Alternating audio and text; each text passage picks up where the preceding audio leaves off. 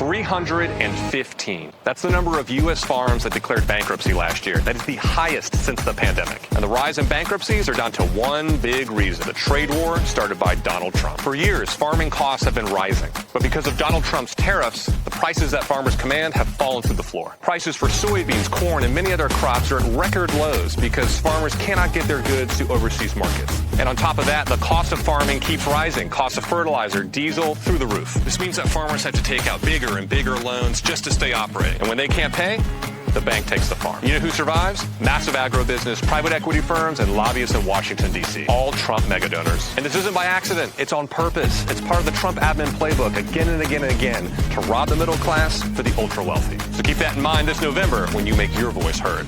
You see all these farmers on TikTok complaining now about Trump, who voted for Trump? It's funny how people don't care about... The same platform they used to clown on liberals is now their confession booth. That's a wild full circle moment. But here's the thing nobody wants to say out loud. People almost never vote their wallet. They vote their identity, and identity doesn't pay a bank loan when soybean prices crater. The "it won't affect me" crowd always finds out the hard way. Something until it directly affects them. Countless farmers are on the verge of losing their farms. One guy has a wheat farm. He's already lost $400,000 since Trump's been in office. Another guy has a sweet potato farm, 200 acres. He's already lost $500,000. Farmers in our country are losing their government contracts. The government is reneging on the contracts they already have with these farmers, and these farmers depend on these contracts. The agricultural sector relies on billions of dollars of government assistance for loans, grants, disaster relief, and conservation practices. These programs have been around since FDR. Now, a federal judge already blocked the funding freeze that Trump instilled because it's against the law. But farmers around the country, they're telling us, it's all over social media.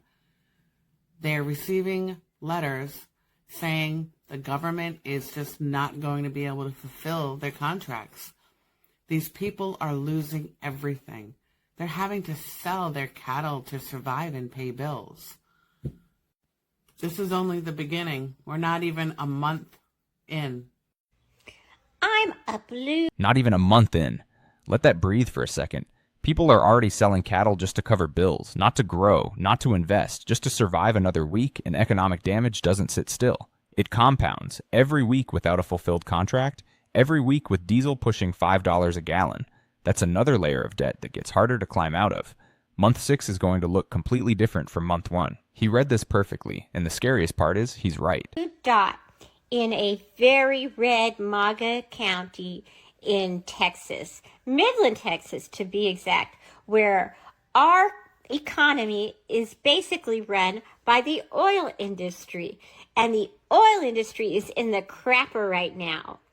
And all my neighbors who just laughed at my Harris sign and were just scoffing at it and said how bad Biden and Harris were for the oil industry are now all going bankrupt because Trump has basically made the economy just go into the garbage. Yes, yes, yes. Basically, the forecast recession has put oil futures in the toilet. So, neighbors, I know you regret it, and I told you so. You should have voted for Harris. As I told you. Blue dot in a blood red county with a Harris sign while the neighbors laughed. And now those same neighbors are watching their oil income evaporate. Look, the "I told you so" is absolutely earned here. No debate, but what's genuinely fascinating is how this happened. The oil industry was promised the moon. Drill baby drill. Full prosperity. Instead, tariff chaos spooked investors. Demand signals dropped. Production pulled back. And the guys who bet their entire financial life on that promise.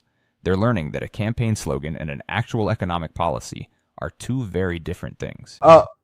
You might be asking yourself, the oil is in Texas. You might think the tariffs are only affecting what's being imported. But no. Let me break it down for you. Specifically talking about the Texas oil industry, it has been significantly affected by tariffs, particularly those on imported steel and aluminum used by drilling and production. If the production costs increase, the prices have to increase. So this is it, that the tariffs on steel and aluminum raised the costs for drilling equipment, impacting profit margins in a competitive market. Remember, these investment these the oil companies have investors, and this brings about investment decisions because the uncertainty created by tariffs may have led companies to delay or scale back investments in new projects, affecting overall production capacity. Texas companies, oil companies, aren't the only oil producing companies. That means this is a competitive market, and some of these companies, other companies that make oil, aren't affected by these tariffs. For example, the Texas oil companies faced challenges in competing with foreign producers who do not bear similar tariff burdens, potentially affecting market share. Simple economics. I'm just here to give you facts and news. These tariffs on American large-scale companies have also impacted jobs in a way that any slowdown in investment and production could lead to job losses or slower job growth in the oil sector. For example, if they aren't producing, that means they might have to reduce the workforce, and this explains the unemployment going around in America. Mr. President, you know I'm not a fan of yours, but the people of Illinois, the farmers of Illinois, need your help. You're headed to China right now, and we need you to end the trade war. You're killing Illinois farmers. You're killing our soybean industry. And we've got to end this, make life easier for our farmers, lower the cost of fertilizer, and the tariffs on everything that helps our farmers get by. Help them out, will you? Breaking news. For the first time in years, the Republicans are breaking. This man is leaving a voicemail to the president while his industry burns. I'm not a fan of yours, but our farmers need you. That is the most painfully Midwestern humble thing I've heard in years, getting economically strangled and still being polite about it. But think about the trap he's describing. When the government is both the arsonist and the fire department, you're stuck begging the same hands that lit the match to bring the water. Illinois farmers didn't sign up for a geopolitical chess game. They just wanted to plant, sell, survive, and that simple cycle is completely shattered. Ranks with Donald Trump. Jace, you heard right. Lawmakers from the president's own party are furious over his decision to import Argentine meat while American farmers struggle to survive. According to Politico, 14 Republicans, including Jason Smith, chairman of the Powerful Ways and Means Committee, sent a letter directly to Trump telling him, essentially, enough. Stop betraying our farmers. The outrage erupted when the president approved a financial rescue for Argentina and at the same time allowed their meat into the US market. Rural farmers, the same ones who have been his political base for years, watch in anger as their own leader replaces them with foreign imports. It is a full-blown betrayal. While the White House boasts of defending American workers, the countryside sees granaries emptying, prices falling, and farms closing. And the most ironic thing is that these Republicans are not changing their principles, they are simply tired of the hypocrisy. Tired of a president who shouts America first while signing agreements that leave America at the back of the line. The Republican Party is on the verge of an internal war. The question is, will this... The Trump administration is bankrupting farms at a level we have never seen before. Let's talk about it in 60 seconds. Farm bankruptcies surged in 2024 by 55%, and this year in 2025, they are on track to double that number. Bankruptcy attorneys are saying that this is the highest rate that they have seen farms file for Chapter 12 and Chapter 13 bankruptcy, and that this situation has been exacerbated specifically by Trump-era policy and agenda items that have been implemented by this administration, particularly cuts to USDA funding, federal hiring freezes, also rescinding federal funding, the tariffs, and the instability of the market, also paired with the fact that the immigration raids that are specifically targeting the agricultural sector are directly impacting the actual physical workforce on these agricultural sectors and farms in general. To make matters even worse, these farms are literally Trump's voter base. A lot of these areas where farms are filing for bankruptcy are in counties and states that voted hand over fist for the current administration. And now those same individuals and families who voted for this administration are gearing up to face for some of the worst agricultural quarters that this year has seen so far. Now, that's all I have for you guys today, but I'll see you guys next time on Politics with NJ. Feel free to give me a follow here on TikTok as well as my YouTube, and I'll see you guys next time. Bye-bye. Just put some real numbers on it. She dropped the numbers and walked. Respect. 55% surge in farm bankruptcies in 2024. And 2025 is on pace to double that. Say that again slowly. A double, and it's not one bad policy doing this. She laid out the full sweep: funding cuts, rescinded contracts, tariff chaos, immigration raids gutting the physical workforce. Every single thing small farms depend on got hit simultaneously. That's not accidental overlap. That's a coordinated dismantling. And the people filing bankruptcy are in the counties that showed up. Hardest at the polls, when loyalty only flows one direction. This is what the other end looks like. So right now, if a farmer calls me up and says, "Hey, Jason, I've got 50,000 bushels. I need to sell you. What's the best you can do for me?" Well, right now, I'm hovering right above $5. And a lot of these farmers tell me that their cost of production is not too far off from $7 per bushel. We're nearly $2 per bushel below the cost of production when you factor in the cost of machinery, the cost of maintenance, the cost of labor, the cost of inputs like fertilizer, herbicides, pesticides, things like this that the farmer uses every single year to keep their crop in condition. The United States has a high quality bushel. The only way to keep it that way is to use these modern practices that we use, which require a lot of liquid capital to execute. It's become quite scary, because if you think about our neighbors to the north and south, like look at Mexico, they're the number one buyer of U.S. corn. Okay, they're the number 3 buyer of U.S. wheat. All right, Canada has an extremely aggressive program where they export durum, mostly through their Thunder Bay program to the east through the St. Lawrence Seaway. And I'm sure they do some on the West Coast as well.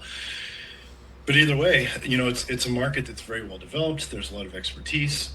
And they also have the biggest canola program in the world, which is a very popular crop out here in eastern Montana, especially this year. Just driving around Roosevelt County, you see a lot more canola out there this year than last year. And, I'll dig deep into the reasons why that is. But the base reason is wheat just isn't paying the bills this year. Arkansas farmers are taking their own lives because of what's happening to their farms because of Trump's policies.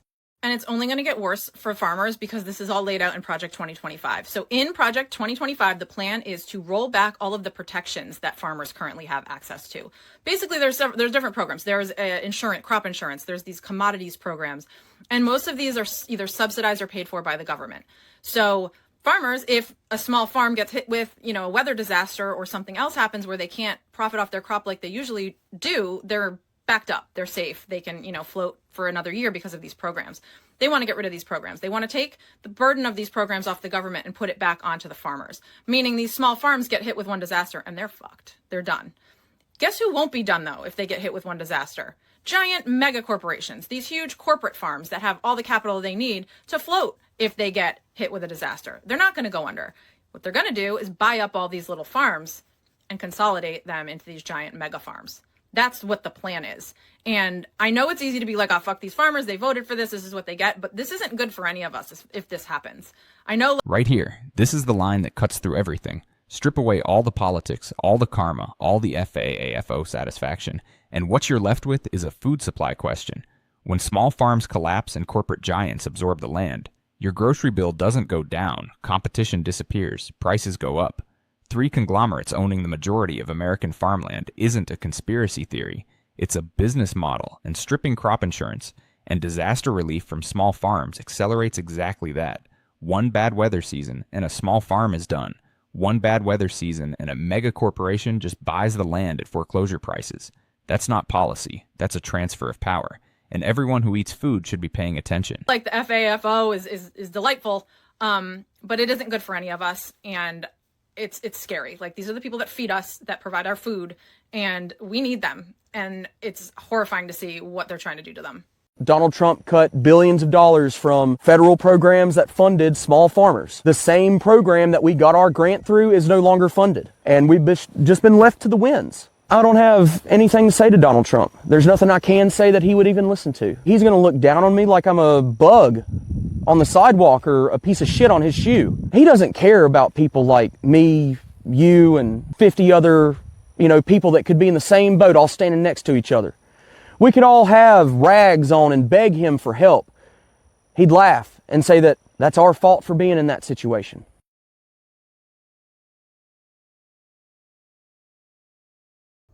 Regarding all these farmers that are now crying about possibly losing their farms because they voted for Trump, this is why you absolutely should not feel bad for any of these farmers that voted for Trump. Now, the ones that didn't vote, yes, feel sorry for them, go support them, do whatever you need to do. But the ones that voted for Trump, do not feel sorry for them, and let me tell you why. I am a builder, and I've been building shit in Oklahoma City going on like 20 years now, and farmers are not stupid. If you have the ability to manage a farm and understand the weather, the climate, your machinery, the chemistry that goes into your crops, you are not a stupid person. You're just not. And especially when you come from generational farming, you have the ability to look ahead and predict what you need to survive. And so when you have two candidates where you have Kamala Harris on one side giving you a whole fucking list of shit that she's going to do for you and make your life better, and then you have Trump on the other side who can't even come out with a normal sounding sentence, and you still vote for that guy, and you are a farmer, you are either racist or sexist or both. And they're only crying now because now they are being treated exactly how they voted for other people to be treated. Got that? They are being treated how they voted for other minorities, people of color, everybody else, poor people, sick people. That's how they voted for other people to be treated. And now they're the ones being treated that way by losing their livelihood, their homes, their income, their farms. So do not feel sorry for them. This is exactly what they had coming. Quick follow-up as to why... The logic is tight and the anger is real. But here's my pushback. While everyone's savoring the karma, the corporate buyout machine is already running. Private equity doesn't care who these farmers voted for. They just need the foreclosure sign to go up. The punishment is landing on the wrong people. The ones who engineered this outcome are sitting in boardrooms, not losing sleep. Why exactly would Trump be doing this to farmers anyways? And I'm guessing 99% chance it's because he wants to bankrupt farms so his corporate buddies can come in and do a land grab. Basically what you have been seeing the last few years, major companies buying up a bunch of rental houses and jacking up the price of rents, and it's all going to corporations. It's probably something similar to let these farms go to foreclosure and his corporate buddies be able to come in, swoop them up, and now you've got bigger companies involved in more of our day-to-day food. They don't want, a handout. They got that the first time around. Remember that tariffs were put in place in the first Trump administration, and they did backfill that with cash. The farmers don't want that. That's a Band-Aid that doesn't do anything for them going forward. And I think their biggest fear with what's going on right now is that, not only are they not able to sell their product right now, or export their products right, but that they will ultimately lose their markets. That countries aren't going to wait forever. They're going to go find somebody else who can supply what Kansas farmers have been supplying. So it is a huge concern, and one that I hope this administration will wake up to. This is not just a temporary blip. This is not something that farmers can work around. No one anticipated that we would have a shock to the system. All the experts did not see this coming when we see this rise in fertilizer prices because of this war. And really, no one's really seeing a way out. That shock to the system means that diesel now is more than $5 a gallon, and fertilizer costs are up more than 30%, adding thousands of dollars of new costs to already strained farmers we met, like Aaron Lehman. When something like this happens, farmers just have to take the hit somehow and find a way to get a crop in the ground this year. President Trump's trade policies and tariff whiplash have made it far more uncertain to sell soybeans and corn. Another worry as a new season of planting begins. We get one chance to plant, and we get one chance to harvest, and that's it for the year. So we get one try every single year. And so even like in my lifetime, I might get 30 tries at this. That really puts things into perspective of like, I only, the prices of fertilizer, seed, whatever, like could go crazy. But like we can't not plant. We still have to go out and plant the crop Now, the Strait of Hormuz may be more than 7,000 miles away from Iowa, but even with the fragile ceasefire, what's happening there is having a direct ripple effect here. The question, will it impact the midterm elections? I think farmers are becoming more and more aware is that you need to say to our elected leaders, what are you saying about the fertilizer situation? What are you saying about the trade situation? Are we going to stand up to these things that are hurting us, or are we not? China's retaliatory tariffs came into effect today, hitting key U.S. agricultural products and causing significant pain to American farmers, with China being its largest market in this sector. Well, the tariffs include 15% on U.S. chicken, wheat and corn, and 10% on products like soybeans, pork, beef and fruit.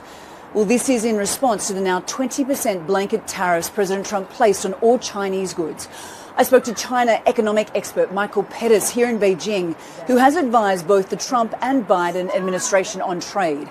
Well, he believes this trade war between the US and China was inevitable, and making a deal is near impossible.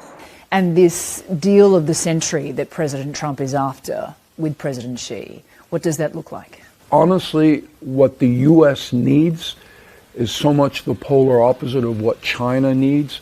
An advisor to both administrations just said on camera there may be no deal possible here because the structural needs of both countries are opposites. And while that diplomatic stalemate plays out in conference rooms, 25% of all American soybeans went to China. And right now, China has purchased zero. Not a slowdown, not a reduction, zero. These farmers don't have a buffer. They get one shot to plant and one shot to harvest. Per year, if the market isn't there at harvest, that year is gone and the debt stays. The people making these trade decisions will never miss a meal. No matter how long this drags out, the people paying for those decisions are watching a lifetime of work disappear one bushel at a time. That I'm not sure there can be a meaningful deal there. Well, 25 US companies have also been targeted in these retaliatory tariffs from either doing business in China or buying their products. Well, Michael Pettis says until the global trade imbalances are addressed, this trade war will only escalate. The result of the tariffs has been devastating for soybean farmers in particular. Currently, 25% of our soybeans grown in the United States goes to China. Right now, China has purchased zero soybeans. We want to deliver the message to President Trump and his leadership team that we need trade. He's mentioned many times that he loves farmers. Right now, we need to see swift action or we're going to lose a lot of these farmers that the president loves.